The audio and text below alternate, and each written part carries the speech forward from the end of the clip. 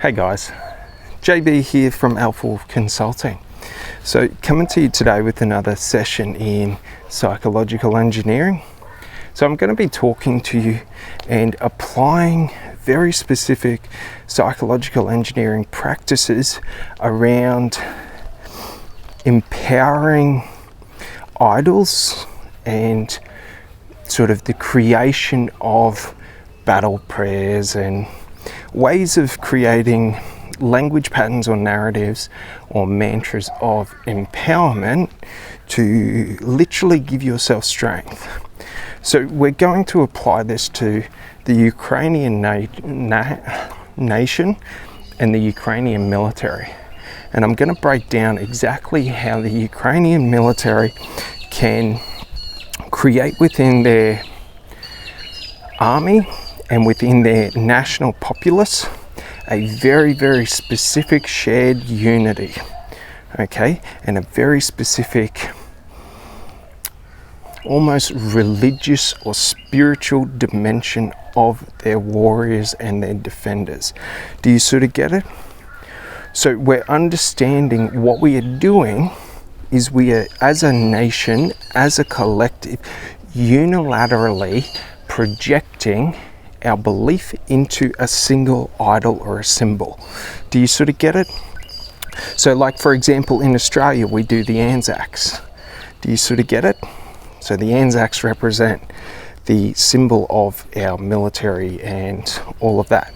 So understand this, for Ukraine, what we want to do is we want to do three separate things.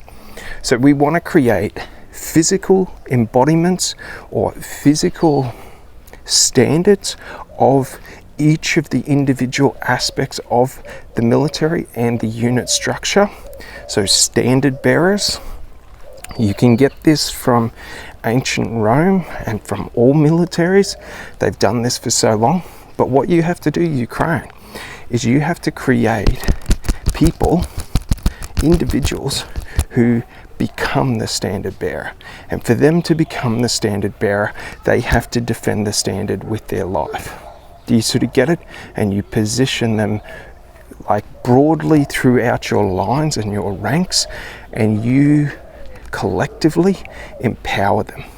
So you broadcast everything that they do, and you get those fuckers, as they're being bombed, as they're being attacked, fucking provoking. They become the aggression of the military. All soldiers will look to them, and the level of aggression they have, the soldiers will have. Do you sort of get it? So it's really important that we create standard bearers or individual symbols of the standard in physical embodiment. Do you sort of get it?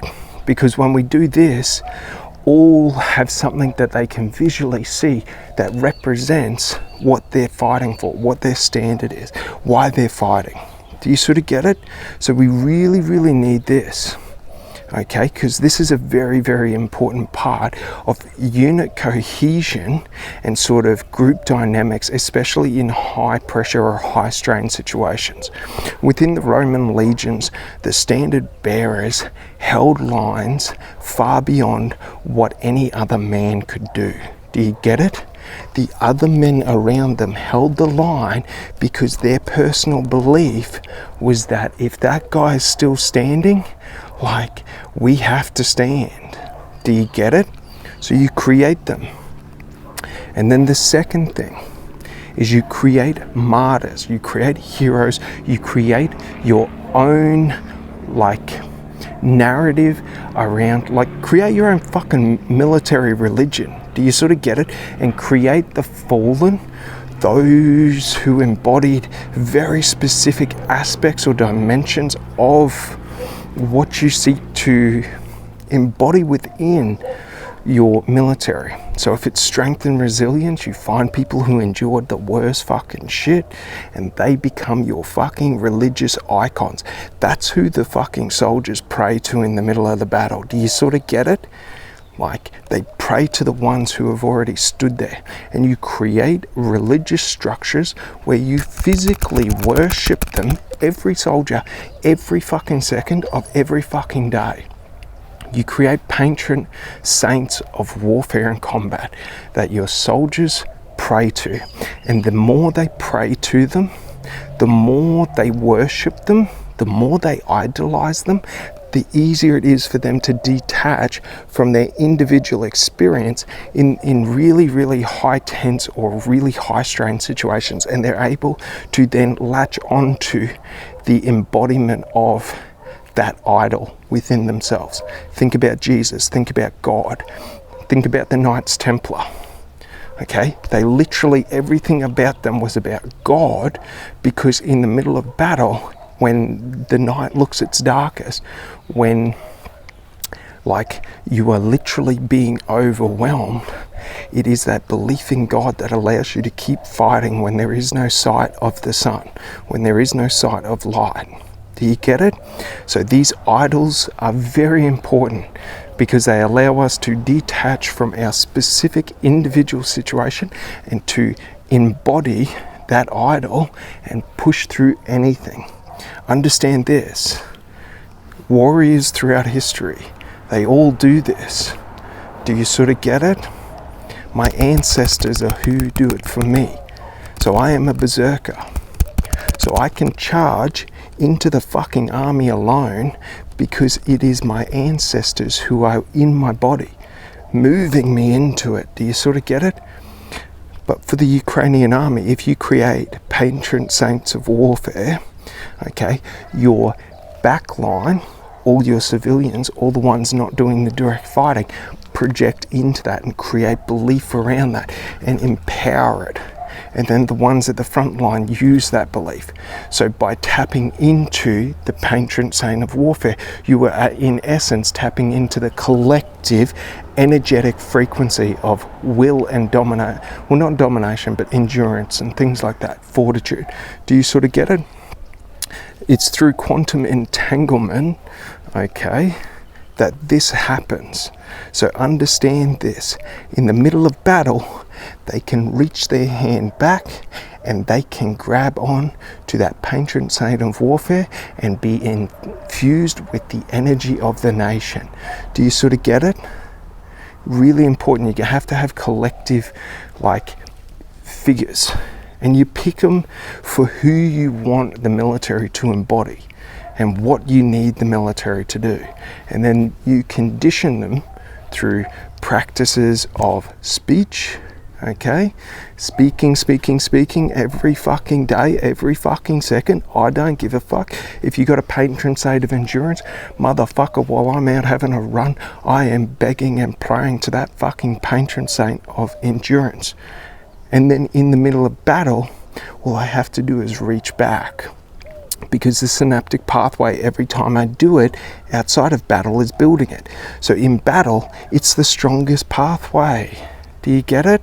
You've already conditioned yourself for this in fucking doing all the movements and getting muscle memory. You're just doing muscle memory with your mind, so that when really high stress or really extreme conditions hit, your mind automatically runs that pattern.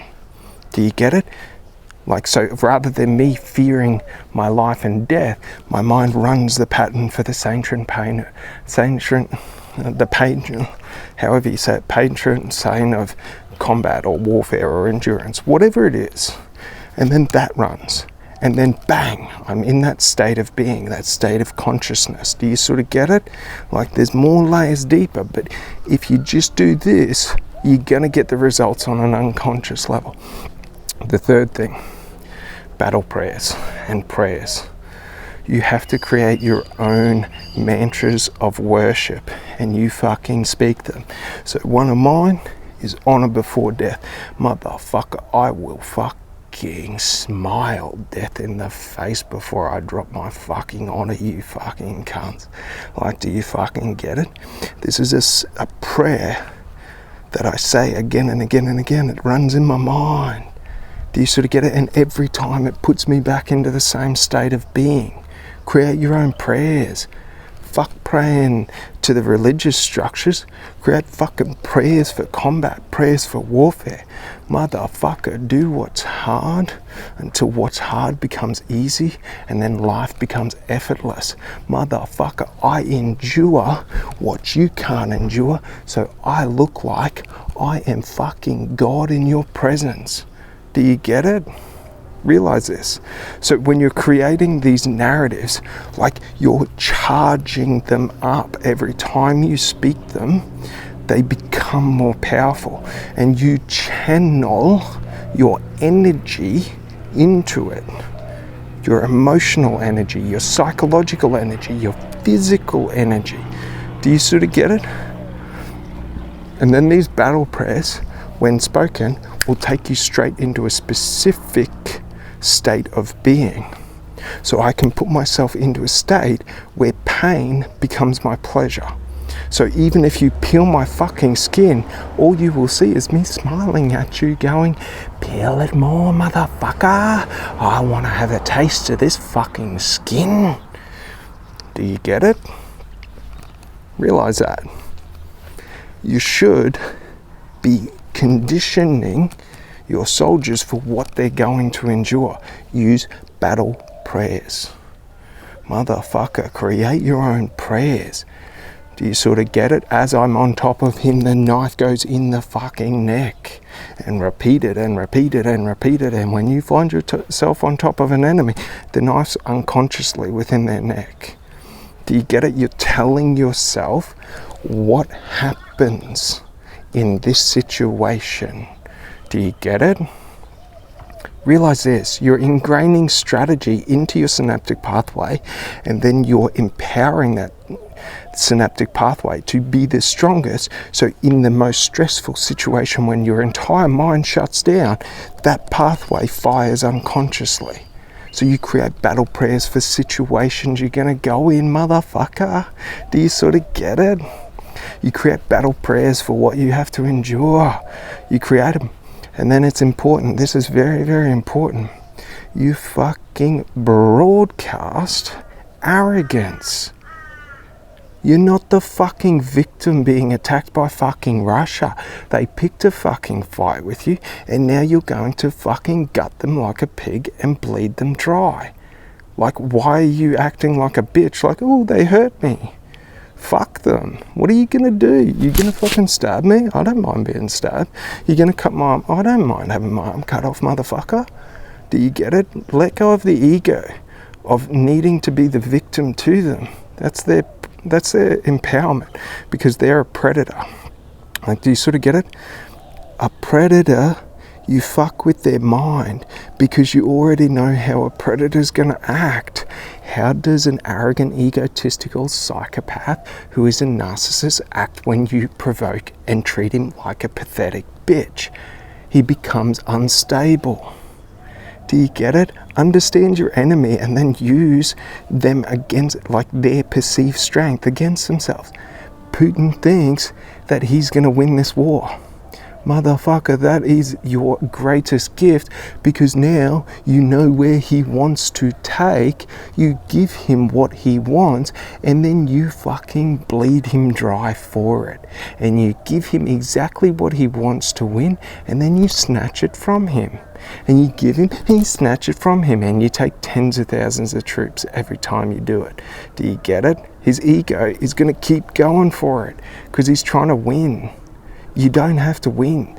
You just plan each battle to be maximum in psychological impact and degradation. Start playing psychological warfare, man. If you play psychological warfare, like, you give him what he wants, the prized possession, and you blow that fucker to the ground. Do you sort of get it? And then you walk back in there and take it back. Like, you can rebuild after the war. Like, do you sort of get it? But if you fucking torture him and fucking destroy him, like, do you get it? There's not going to be any other wars. If you try and win through ego, the war's coming, mate. So get into the cruelty and start giving him what he wants, and start fucking taking things from him every time you give him something. Make the cunt fear getting what he wants, and then he won't fuck with you again. That's fucking power.